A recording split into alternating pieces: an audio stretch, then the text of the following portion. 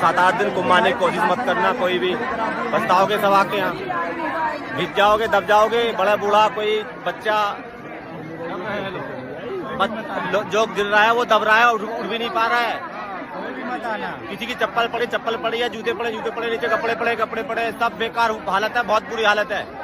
भिजे पड़े हैं हर लोग, करोड़ों लोग हैं और 29-30 तक और ज्यादा लोग आएंगे। कृपा करके कोई ना आए, अपना जीवन रिस्क में ना ले। देखिएगा बुरी हालत, देखिएगा क्या हालत है, ये देखिएगा। તમારે કે મારે ક્યાં પ્રયાગરાજ જવાની જરૂર છે કે યુપી સુધી આપણે લાંબુ થવાની જરૂર છે? આપણે તો પોરબંદરમાં જ ત્રિવેણી સંગમ છે, તમે જોઈ શકો. તો ત્યાં તો એવા લોકો ગયા છે મહારથીઓ કે જેમને કહેવાય કે અમૃત જોઈએ છે અને જેને પાપ કર્યા એ ધોવા છે.